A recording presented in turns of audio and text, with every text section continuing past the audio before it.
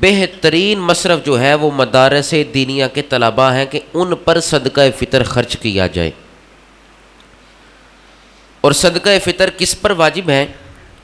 علماء فرماتے ہیں ہر مسلمان بندہ مومن پر جو صاحب نصاب ہے، جس کے پاس 52.5 تولہ چاندی یا اس کی مالیت پیسے موجود ہیں، تو اس پر صدقہ فطر مسلمان پر، آزاد پر ادا کرنا لازم، واجب اور ضروری ہو جاتا ہے۔ اور یہ صدقہ فطر کی ادائیگی کا ٹائم بتایا گیا کہ صدقہ فطر کب ادا کیا جا سکتا ہے۔ عید کی نماز سے قبل ادا کرنا یہ ضروری ہے، اور اگر کوئی ماہ رمضان مبارک میں بھی ادا کرتا ہے تو اس کا ثواب بڑھا دیا جاتا ہے۔ تو علماء لکھتے ہیں کہ صدقہ فطر ماہ رمضان میں ادا کرنا چاہیے، کیونکہ اس کی برکت سے اللہ ثواب میں دگنا اضافہ فرما دیتا ہے۔ اگر کسی شخص نے صدقہ فطر نماز عید سے پہلے ادا نہیں کیا، نماز عید کے بعد ادا کیا ہے، تو علماء کرام ارشاد فرماتے ہیں کہ اس کی ثواب میں کمی آئے گی، اس جیسا ثواب نہیں ملے گا کہ جو نماز عید سے پہلے صدقہ فطر ادا کرنے کا اللہ نے ثواب عطا فرمانا ہے۔ اور صدقہ فطر کسی کے ذمے سے ساقط نہیں ہوتا، یہ کسی جان پر ضروری نہیں ہے، کسی شخص پر، یہ مالی انفاق ہے۔ اگر دنیا سے بندہ چلا بھی جائے نا، یا وہ بیمار ہو گیا تو نماز پڑھ بھی لی عید کی، تو نماز عید الفطر کے بعد بھی ادا کرنا یہ اس پر ذمہ اس پر رہے گا۔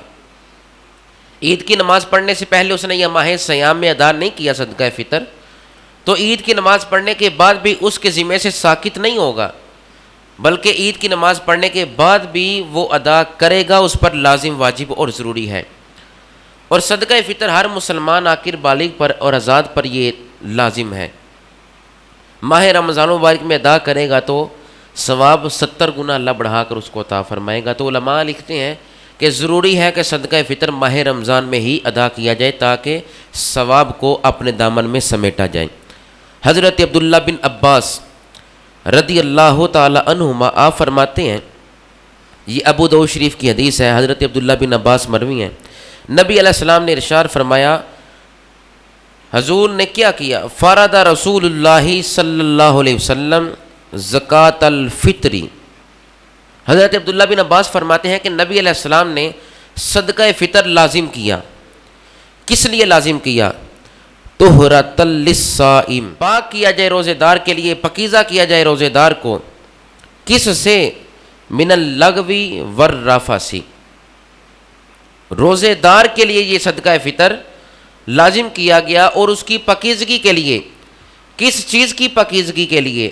فرمایا جو ماہ رمضان مبارک میں تم سے لغویات صادر ہوئے نا، فحش گوئی تمہاری زبان سے نکل گئی، اس کی پاکیزگی کے لیے یہ صدقہ فطر تم پر لازم کیا گیا ہے۔ نبی علیہ السلام نے ابو داؤد شریف کی حدیث ہے، صدقہ فطر اسی لیے لازم کیا کہ روزے دار سے جو لغویات صادر ہوئے یا کلمات ایسے صادر ہوئے کہ جو بیہودہ باتیں تھیں، تو اس کی پاکیزگی کے لیے یہ صدقہ فطر امت مسلمہ پر اور ہر فرد پر یہ لازم، واجب اور ضروری ہے کہ وہ صدقہ فطر عطا کریں۔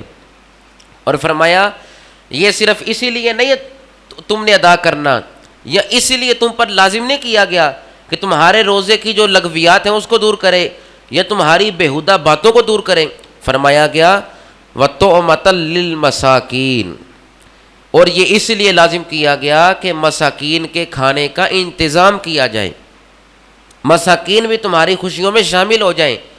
اور فرمایا نبی علیہ السلام نے ارشاد فرمایا اغنوہم فی ھذا الیوم، کہ عید الفطر کے روز اگر تم نے ادا کرنا ہے صدقہ فطر تو فرمایا اس دن ان غرباء کو اپنی خوشیوں میں شامل کرو، ان کو بھی غنی کر دو۔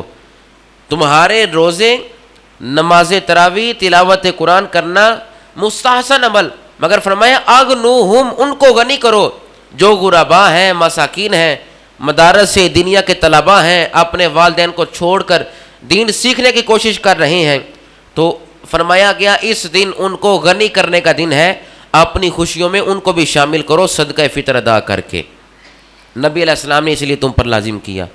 اور حضرت جریر آپ روایت کرتے ہیں کہ نبی علیہ السلام نے ارشاد فرمایا یہ اتنا ضروری ہے ادا کرنا صدقہ فطر کہ فرمایا صوم شہر رمضان، کہ رمضان کے جو روزے تم نے رکھے ہیں یہ تب تک آسمان تک نہیں پہنچتا یا قبولیت کے درجے کو نہیں پہنچتا۔